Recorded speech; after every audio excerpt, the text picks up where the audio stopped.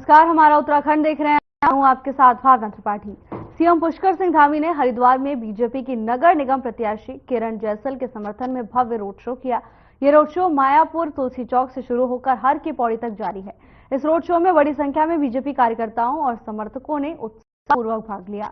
तो वहीं सीएम धामी ने जनता से बीजेपी प्रत्याशी को समर्थन देने की अपील की और पार्टी की योजनाओं और विकास कार्यों को आगे बढ़ाने का वादा किया। तो वहीं सीएम धामी के नेतृत्व में हुए इस रोड शो ने कार्यकर्ताओं में जोश भर दिया और जनता ने भी बड़ी संख्या में रोड शो में भाग लेकर समर्थन दिखाया।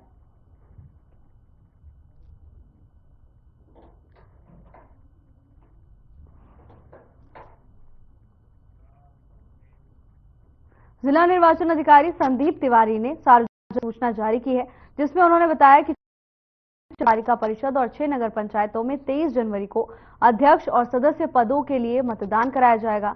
राज्य निर्वाचन आयोग के निर्देशानुसार मतदान के खत्म होने के 48 घंटे पहले यानी कि 21 जनवरी की शाम 5 बजे चुनाव प्रचार में लगा कोई भी व्यक्ति जो उस निकाय का निवासी या मतदाता नहीं है तो उसे वहां से जाना होगा। इसके साथ ही उन्होंने चेतावनी दी है कि आदर्श आचार संहिता का उल्लंघन करने वालों के खिलाफ सख्त कार्रवाई की जाएगी।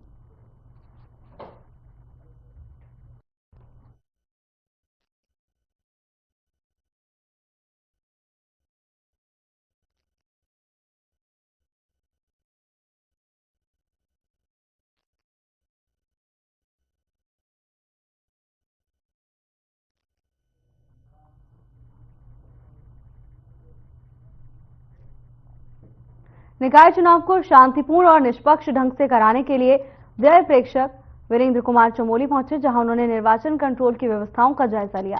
आपको बता दें कि इस दौरान उन्होंने कंट्रोल में शिकायत रजिस्टर का अवलोकन भी किया, साथ ही शिकायतों के निस्तारण के बारे में जानकारी ली। उन्होंने आदर्श आचार संहिता के उल्लंघन और अन्य निर्वाचन शिकायतों पर तुरंत कार्रवाई के लिए संबंधितों को समय से सूचित करने के निर्देश दिए हैं।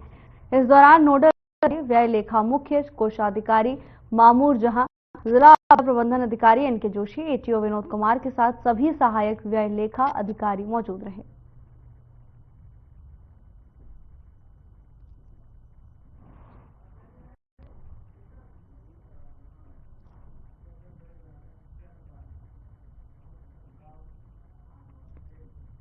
गोपेश्वर मंडल घाटी के किसानों को कीवी उत्पादन की प्रोसेसिंग की ट्रेनिंग दी गई। बता दें कि ट्रेनिंग कार्यक्रम राजकीय इंटर कॉलेज में आयोजित किया गया, जिसमें मंडल घाटी के 9 ग्राम सभा के किसानों ने हिस्सा लिया।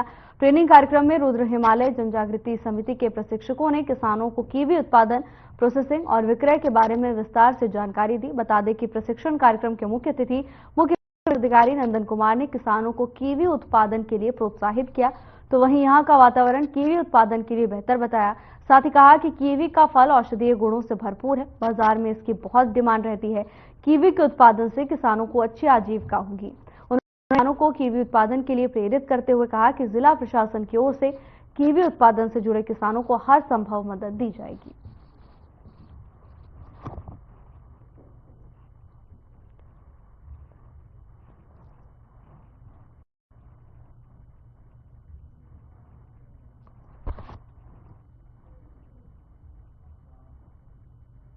निकाय चुनाव के प्रचार का शोर पूरी तरह से थम चुका है। प्रचार पर रोक से पहले आखिरी दिन देहरादून में कांग्रेस और बीजेपी महापौर प्रत्याशी वीरेंद्र पोखरियाल और सौरभ थपलियाल ने जमकर प्रचार किया। दोनों नेताओं ने अपनी प्राथमिकताएं गिनाई, नगर निगम देहरादून के लिए अपना विजन रखा। दोनों नेताओं का कहना है कि मलिन बस्तियों को मालिकाना हक दिलाना, नगर निगम की जमीनों को कब्जा मुक्त करना और देहरादून के पुराने को वापस लाना उनकी प्राथमिकता में है। इसके साथ साथ नगर निगम क्षेत्र में स्वच्छता का विशेष ध्यान रखना और शहर में स्ट्रीट लाइट को व्यवस्थित करना भी उनकी प्राथमिकता में है।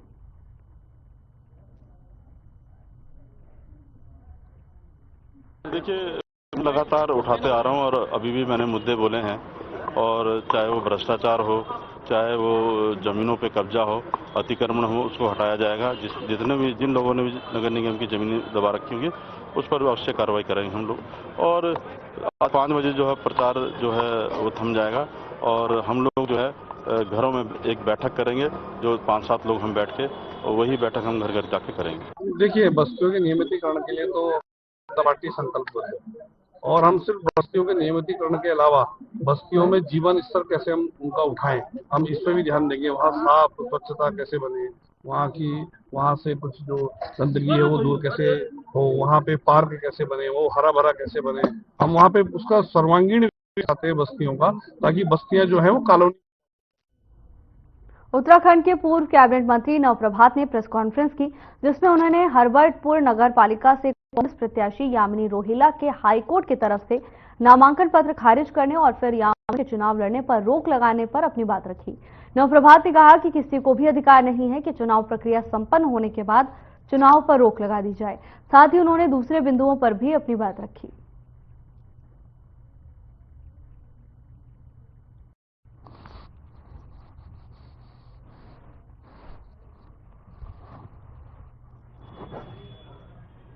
आज जो हम वार्ता करेंगे उसके दो भाग होंगे।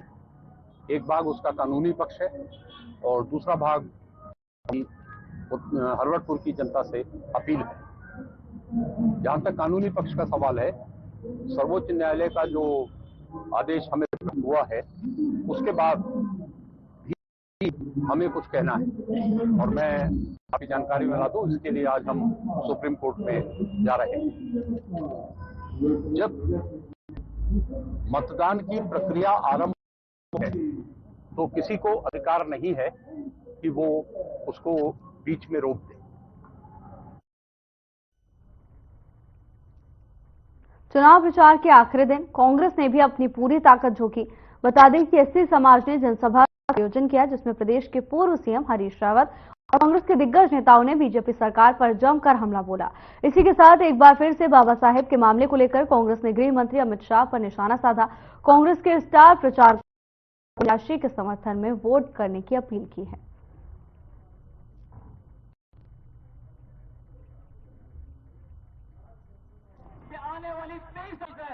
को बताने का काम किया कि जिस तरह की घृणित मानसिकता बीजेपी के प्रत्याशी की, उनके पिताजी की, राकेश परिवार के बारे में है, बाबूजी कलीराम राकेश जी के बारे में है, स्वर्गीय सुरेंद्र राकेश जी के, उनकी मानसिकता स्पष्ट झलकती है। अब देखना और सोचना होगा सुबोध राकेश जी को कि जिस तरह के अनर्गल बयानबाजी उनके पिताजी के लिए, उनके राजनीतिक गुरु और बड़े भाई स्वर्गीय सुरेंद्र राकेश जी के लिए लोग कह रहे हैं, तो वो अपना क्या रूप रखें, सोचने वाली बात है।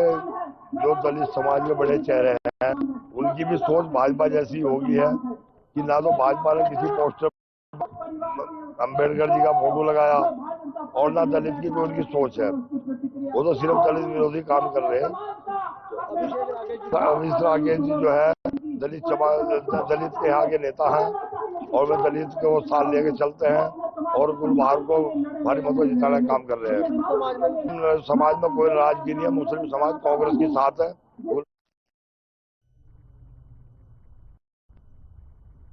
निकाय चुनाव प्रचार के आखिरी दिन देहरादून से कांग्रेस के महापौर प्रत्याशी वीरेंद्र पोखरियाल ने अपना संकल्प पत्र जारी किया।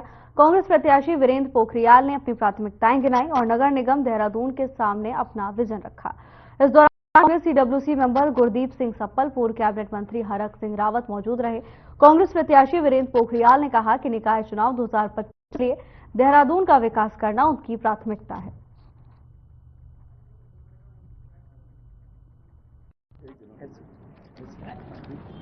नगर निगम के चुनाव की बेला पर आज हम लोग जो अपना संकल्प पत्र जारी कर रहे हैं, उसमें तमाम ऐसी बातें लिखी हैं जो हम लोगों ने अपने साल के कार्यकाल में करना है।